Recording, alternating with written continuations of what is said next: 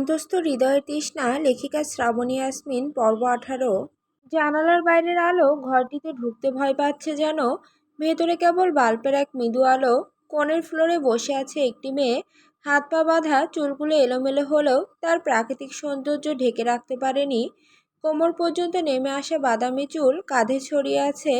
ঠোঁট দুটো টসটসে, কিন্তু এখন কাঁপছে। অবিরাম কান্নায় গাল লাল হয়ে গেছে। নাক টেনে টেনে শ্বাস নিচ্ছে, প্রতি নিঃশ্বাসে দম আটকে যাচ্ছে যেন। হঠাৎ বাইরের করিডোর থেকে ভেসে এলো জুতোর ঠকঠক শব্দ। ভারী ধীর কিন্তু স্থির পদক্ষেপ, প্রতিটা ধাপ যেন মেয়েটার বুকের ধুকপুক শব্দের সঙ্গে তাল মিলিয়ে চলছে। তার চোখ ভয় আর আতঙ্কে বড় হয়ে উঠল, কপালের ঘাম ঠান্ডা হয়ে গড়িয়ে পড়ছে। দরজাটা ধীরে ধীরে খুলে গেল, ফাঁক দিয়ে ভেতরে ঢুকলো এক লম্বা ছায়া। আলো না থাকলেও বোঝা যাচ্ছে সে যেই হোক, তার উপস্থিতি শ্বাসরোধ করার মতো। ভেতরে ঢুকলো এক পুরুষ, কালো লেদারের জ্যাকেট পরা, মুখের উপর কড়া ছায়া লেগে আছে। তবুও চেনা চেনা লাগলো তাকে দেখে মেয়েটার ভেতরে। পুরুষটিকে দেখে মেয়েটির নিভে যাওয়া প্রদীপের আলো যেন আবার জ্বলে উঠল। পুরুষটি এগিয়ে এসে তার পাশে রাখা চেয়ারে বসলো। মেয়েটা আশার ক্ষীণ আলো পেয়ে ধীরে বলল, ভাইয়া তুমি? ভাইয়া আমাকে বাঁচাও, ভাইয়া ওরা আমাকে অনেক মেরেছে, খুব কষ্ট হচ্ছে, আমাকে আমার আপুর কাছে নিয়ে চলো ভাইয়া প্লিজ। পুরুষটি প্রথমে থম মেরে তাকিয়ে রইল, চেহারায় এক অদ্ভুত অসহায় ভাব, যেন দ্বিধায় আছে। কয়েক সেকেন্ড কেটে গেল, শুধু নিঃশ্বাসের শব্দ শোনা যাচ্ছে। হঠাৎ তার ঠোঁটে কেমন এক শীতল হাসি ফুটে উঠল, চোখের দৃষ্টি পাল্টে গেল। ঘরের নিস্তব্ধতায় যা মুহূর্তে মেয়েটার বুকের ভেতরে সব ভরসা মুছে দিল। সে মাথা সামান্য কাত করে হেসে বলল, এইভাবে বলছো কেন সোনা? আমি তো তোমাকে মুক্ত করতে এসেছি। দেখো, আমি এখনই তোমার সব খুলে দিচ্ছি। কথা শেষ হবার আগেই তার হাত এগিয়ে এলো মেয়েটার গায়ের পোশাকের দিকে। আঙুলের স্পর্শ পড়তে মেয়েটা ভয়ে ঝাঁকি খেয়ে সরে গেল। চোখে আতঙ্কের ছাপ আরও গভীর হলো। পুরুষটা সামান্য বিরক্ত গলায় বলল, কি হলো? তুমি তো বললে সব খুলে তোমাকে মুক্তি দিতে। ভাইয়া আমার হাত খুলে দাও, আমাকে আপুর কাছে নিয়ে যাও। আমার আপুর আমি ছাড়া আর কেউ নেই, তুমি তো জানো ভাইয়া, তাহলে তুমি এমন কেন করছো? পুরুষটা নিচু স্বরে হাসলো, যেন তার ভয় শুনে আরো আনন্দ পাচ্ছে। কাছে এসে কানে ঝুঁকে ফিসফিস করে বলল, হুশ, শব্দ করো না, পাশের ঘরের অন্য মেয়েরা আছে, ওরা শুনে ফেলবে তো। তোমার সাথে আমার পার্সোনালি টাইম স্পেন্ড করার খুব ইচ্ছা ছিল, তাই তো তোমায় আলাদা করে আনলাম। মেয়েটা থমকে গেল, ভয় আর বিভ্রান্তি মিশে কণ্ঠ আরও কেঁপে উঠল, মানে? আমি অ্যারিক্স ড্রেভেন, আমার যা একবার মনে ধরে সেটাকে আমি একবারের জন্য হলেও নিজের করে নেই। মেয়েটা হতভম্ব হয়ে তার দিকে তাকালো, চোখে পানি জমে উঠল, ঠোঁট শুকিয়ে গেছে, কণ্ঠ প্রায় ফিসফিস। ভাইয়া কি বলছো তুমি? আমার ভয় লাগছে তোমাকে ভাইয়া, তুমি এসব বলছো কেন? এরিক চোখ তুলে তার দিকে তাকালো, সেই দৃষ্টি যেন ঠান্ডা ধারালো ছুরির মতো মেরুদণ্ডে কাঁপুনি ধরিয়ে দিল। মেয়েটার বুকের ভেতর কেবল ধুকপুক শব্দ বাজতে লাগলো, আর ঘরের ভেতরের বাতাস আরো ভারী হয়ে গেল, যেন এই চার দেওয়ালের বাইরে কোনো দুনিয়ায় নেই। অ্যারিক্সের চোখে একটা অদ্ভুত ঠান্ডা হাসি ফুটে উঠল। সে ধীরে ধীরে মেয়েটার দিকে তাকিয়ে বলল, শোনো ডার্লিং, প্রথমে তো তোমার বোনটাকে মনে ধরেছিল, ওকে ইমপ্রেস করতে আমার অনেক পরিশ্রম করতে হয়েছিল, ওকে ব্ল্যাকমেল করেছি নানাভাবে, তারপর ফিজিক্যালি রিলেশনে নিয়ে যেতে পেরেছিলাম। এই সব কিছুর জন্য আমার অনেক কাঠখড় পোড়াতে হয়েছে। মেয়েটা আতঙ্ক আর দুঃখ মিশ্রিত চোখে তার কথা শুনছিল। অ্যালেক্স একটু থামলো, তারপর আবার শুরু করলো, একদিন দেখলাম তোমার বোন তোমাকে নিয়ে একটা মলে গিয়েছিল, সেই দিন থেকেই তোমার প্রতি আমার নজর পড়ে। আরও আগেই তোমাকে তুলে আনতাম, কিন্তু সুযোগ হয়নি, সময় হয়নি, তাই অনেক প্ল্যান করে তোমাকে এখানে আনলাম। মেয়েটার গা কাঁপতে লাগলো, চোখে পানি জমে গড়িয়ে পড়ল। অ্যালেক্স তার গালে মৃদু হাত বুলিয়ে পানি মুছে দিল। আহা, কেন কাঁদছো তুমি? আমি তো এখন তোমাকে কোনো ব্যথা দেইনি, যখন দেব তখন কাদার জন্য পানি জমিয়ে রেখো, কাজে লাগবে। আমি আমার সেক্স টাইমে মেয়েদের কাঁদাতে খুব পছন্দ করি, তাদের কান্নার চিৎকার আমাকে এক অন্যরকম তৃপ্তি দেয়। মেয়েটার চোখ ভয়ে বড় বড় হয়ে গেল। সে নিজের হাত টানতে চেষ্টা করলো, কিন্তু পিছু হটানো বা পালানোর কোনো রাস্তা ছিল না। অ্যালেক্সের মুখে তখন এক ভয়ঙ্কর খেলা শুরু হয়েছিল, যার মাঝে কোনো দয়া বা করুণা ছিল না। মেয়েটার চোখ কেঁপে উঠল, কষ্ট আর রাগ মিশ্রিত কণ্ঠে সে বলল, তুমি ভাইয়া, তুমি কি এত খারাপ? তুমি আমার বোনের জীবন এভাবে নষ্ট করেছো? মেয়েদের সাথে তুমি এভাবে এসব করো, তারপরও বাইরে বেরোও কি করে? ভাইয়া, তুমি কি সত্যি মানুষ? তার চোখ থেকে ঝরছিল ক্ষোভ আর বেদনার স্রোত। তুমি কি ভাবো কেউ তোমাকে জবাব দিবে না? এই জগতের বিচার তো আছে। একদিন তোমাকে তোমার কৃতকর্মের দাম দিতে হবে। সে আর কিছু বলল না, কিন্তু তার সেই চোখের কথা স্পষ্ট ছিল। এই মানুষটির জন্য তার ঘৃণার অবিশ্বাসের শেষ নেই। অ্যালেক্স হেসে বলল, আহা, আমাকে ভুল ভাবছো ডার্লিং। আমি অমন ছেলেই না, বুঝলে? আমি কিন্তু সব মেয়েদের সাথে ইন্টিমেট হই না। যাদের সাথে হই ওরা খুব লাকি হয়, ঠিক তোমার মতো, বুঝলে? তুমি ওই লাকিদের মধ্যে একজন। তার চোখে একটা ভিন্ন কৌতুক লুকিয়েছিল। তবে জানো, আমার বড় ভাই এইসব জোর জবরদস্তি একদম পছন্দ করে না। সামনে এত সুন্দরী কচি কচি মেয়েরা বসে থাকে, ওদের দেখে কি লোভ সামলানো যায় বলো তো? সেই জন্য ওর কাছে সাবধান থাকতে হয় আমাকে। অ্যালেক্স ধীরে ধীরে মেয়েটার হাতের বাঁধন খুলতে লাগলো। বলল, দেখো, আমার কথা মেনে নাও। তোমাকে আমি স্বর্গ থেকে ঘুরিয়ে আনবো, যে স্বর্গে তুমি বারবার যেতে চাইবে। আর যদি না মানো, তো আর কি, ছেড়ে তো দিতে পারবো না, তাই জোর করেই করতে হবে যা করার। এর চেয়ে ভালো না তুমি মেনে যাও। তুমিও ফিল নিলে, আমিও নিলাম, হিসাব বরাবর। মেয়েটা ভীত চেহারায় তাকিয়ে আছে। অ্যালেক্স হাতের বাঁধন খুলে এখন পায়ের বাঁধনটা খোলার জন্য ঝুঁকে আছে। হঠাৎ মেয়েটা পাশ থেকে একটা লোহার লাঠি তুলে অ্যারিক্সের মাথায় জোরে আঘাত করল। অ্যারিক্স মাথা আঁকড়ে সরে গেল। অবাক হয়ে মেঝেতে হাত রেখে বলল, আহ, ইউ ফাকিং কাম ডাম্পস্টার।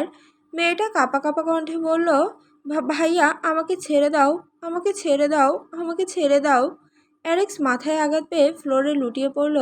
মেয়েটা দ্রুত পিছু হটতে লাগলো, ভয়ে ভয়ে ধীরে ধীরে দরজার দিকে এগোতে থাকলো। দরজা পুরোপুরি খোলার আগেই চুপচাপ চারপাশ দেখলো। কোনো পাহারা নেই, কারণ এই অংশটা অ্যারিক্সের ব্যক্তিগত ফ্লোর। এখানে সাধারণ পাহারা থাকে না। মেয়েটা ফ্লোরে পড়ে থাকা অ্যারিক্সের দিকে একবার তাকালো, এরপর নিজের স্কার্ফ দিয়ে মুখ পেঁচিয়ে ধীরে ধীরে বাইরের দিকে বেরোতে লাগলো। কিছু দূরে এগোতেই দোতলার বডিগার্ডের সামনে পড়তে গিয়েও পিছিয়ে যায় সে। তার বুকের ভেতর ধুকপুক শব্দ বাজনার মতো বেজে চলেছে। তবে বেশিক্ষণ রক্ষা হলো না। মেইন গেটের সামনে এগিয়ে যেতেই দোতলায় একজনের চোখে পড়ে যায়। সে মেয়েটি দেখার সাথে সাথে চেঁচিয়ে ওঠে, একজন মেয়ে পালাচ্ছে, সবাই তাকে ধরো। মেয়েটা শোনা মাত্রই মনে হলো সময় শেষ হতে চলেছে। সে দ্রুত দৌড় দিল। হাঁটুতে কাঁপন, বুক ধড়ফড় করছে, পায়ের নিচে মাটি যেন আগুন হয়ে জ্বলে উঠছে। পেছন থেকে শক্ত হাতে কেউ তাকে ধরে ফেলার জন্য এগিয়ে আসছে। সে গন্তব্যহীন রাস্তায় দৌড়াতে থাকে, তবে সেই পুরুষালী গতির সাথে কিছুতেই পারছে না। তার মনে হতে থাকে সে হয়তো ধরা পড়ে যাবে। হঠাৎ সামনে পার্কিং লটের মাঝখানে চোখ পড়ল এক সাদা রঙের গাড়ির ওপর। বিনা চিন্তায় ছুটে গিয়ে পেছনের দরজা খুলে ঝাঁপ দিয়ে ব্যাক সিটে ঢুকে পড়ল। দরজা ঝাঁকুনিতে বন্ধ করে বমি খেতে খেতে বুক ধড়ফড় করতে লাগলো। গাড়ির বাইরে পিছু পিছু বডিগার্ড দৌড়াচ্ছে, কিন্তু মেয়েটার মনে একটা ছোট্ট আশা জাগলো, হয়তো এইভাবে সে বাঁচতে পারবে। দুপুরের সূর্য আনার সাইডের ফাঁকা বাগানে হালকা সোনালি রোদ ছড়াচ্ছে। বাতাস শীতল হলেও গাছেদের পাতায় বেজে উঠছিল একটা নিস্তব্ধ সুর। আনায়াস পুরোদিনই তার রুম থেকে বের হয়নি। তার ব্যক্তিগত সার্ভেন্ট তার প্রয়োজনীয় সব কিছু তার রুমে এনে দিয়েছে তার চাহিদা মতো। রুমের জানালা দিয়ে বাইরের দুনিয়ার আলোকে ঢুকে পড়লেও তার চোখের অন্ধকার আর মন যেন অন্য কোনো জায়গায় আটকে আছে। সে বারবার চোখ বন্ধ করে সেই কালকের দৃশ্য দেখতে থাকে, যা তার মনের কোনো কোণে অন্ধকারের মতো জমে রয়েছে। তার হৃদয় জানে সেই রাতের ঘটনাগুলো এখনো পুরোপুরি তার সামনে স্পষ্ট হয়নি। রহস্যের জালে আটকা পড়ে আছে সে। আজ সে একটা সিদ্ধান্ত নিয়েছে, যখন বাড়ির সবাই বাইরে থাকবে তখন সে গ্যারেজের পেছনে জায়গাটায় যাবে। সেই স্থানটায় হয়তো তার রহস্যের একটা জবাব লুকিয়ে আছে, যা খুঁজে বের করতে হবে তাকে। তবে এখন না, কারণ সে জানে এই সময় একা যাওয়া বিপজ্জনক হতে পারে। তাই ধীরে ধীরে সে নিজের ভেতরের ভয় আর জিজ্ঞাসাকে সামলে রাখছে, অপেক্ষা করছে সঠিক সময়ের জন্য। আনায়া হাঁটতে হাঁটতে রুম থেকে বের হলো। বাড়িতে কেউ নেই। সে ধীরে ধীরে বাড়ির পুরনো সার্ভেন্টদের কাছে গেল। আনায়াকে দেখে একজন মহিলা সার্ভেন্ট মুচকি হেসে এগিয়ে এলো।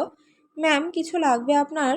আনায়া স্মিথ হেসে জবাব দিল, না, আসলে এমনি একা ভালো লাগছিল না, তাই এলাম আপনাদের সাথে একটু কথা বলতে। আর আমাকে ম্যাম ডাকতে হবে না, আনায়া ডাকলে খুশি হব। আনায়া সার্ভেন্টের কাছে আবার একটু হেসে বলল, আচ্ছা, আপনি কি মাঝে মাঝে বাড়ির সব সব জায়গাগুলো চেনেন? সার্ভেন্ট খানিকটা লাজুকভাবে বলল, ম্যাম, আমি তো যতটা সম্ভব কাজ সামলে ফেলতে চেষ্টা করি, বেশি ঘোরাঘুরি করি না।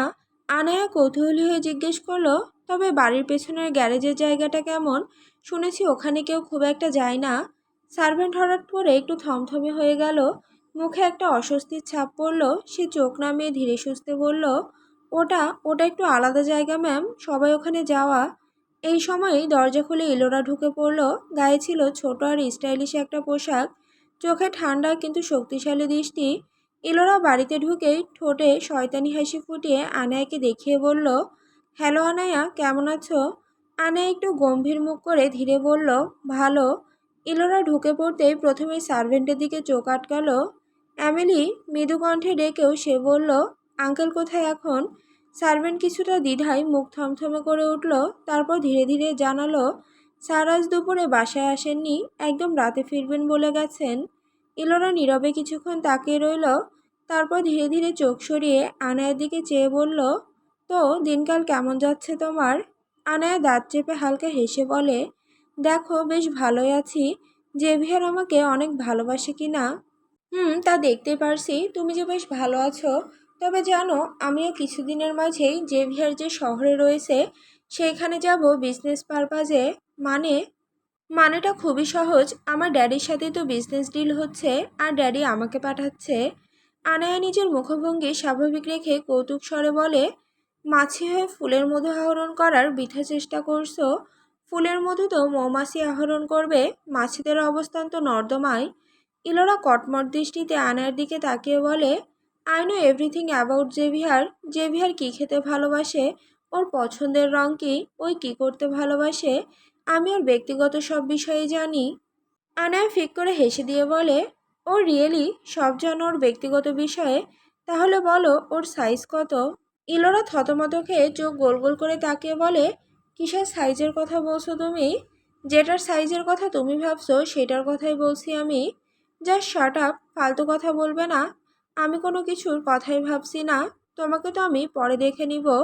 এই বলে রাগে গজগজ করতে করতে বাড়ি থেকে বেরিয়ে যায় ইলোরা। জেভিয়ার ল্যাপটপের দিকে নিষ্পলক চেয়ে আছে। স্ক্রিনে ভাসতে একটি মেয়ের সিসিটিভি ফুটেজ, যে বর্তমানে গায়ে একটি লম্বা শার্ট পরে আছে, হাঁটু উন্মুক্ত, ফর্সা পা দুটো চকচক করছে, কালো খয়েরি রঙা চুলগুলো পিঠময় ছড়িয়ে আছে। জেভিয়ারের ঠোঁটের কোণে হালকা বাঁকা হাসি। আজ দুপুরের ঘটার সমস্ত কাহিনী তার কানে এসেছে। আসার আগে সে তাদের রুমে সিসিটিভি ক্যামেরা লাগিয়ে এসেছিল তার লাভবার্ডকে দেখে রাখার জন্য। কাল থেকে সময় হয়নি তার লাভবার্ডকে দেখার, তাই আজ সন্ধ্যা থেকেই ল্যাপটপ অন করে সে তার লাভবার্ডের কার্যকলাপ দেখছে। তার অনুপস্থিতিতে মেয়েটা তার শার্ট বের করে পড়েছে। সে থাকলে তার সামনে কখনোই নিজে বের করে পড়তো না। ভাগ্যিস ক্যামেরাটা লাগিয়ে এসেছিল, নয়তো এই দৃশ্য সে মিস করে ফেলতো। আচমকাই জেভিয়ার তার কাঁধে কারো নরম হাতের স্পর্শ পায়, তবে সে ল্যাপটপ বন্ধ করে না। সে কাঁধ ঝাড়া মেরে মেয়েটার হাত কাঁধ থেকে সরিয়ে দিয়ে চোখ ল্যাপটপ স্ক্রিনে আবদ্ধ রেখে কড়া গলায় বলে, don't touch, this is my love birds personal property.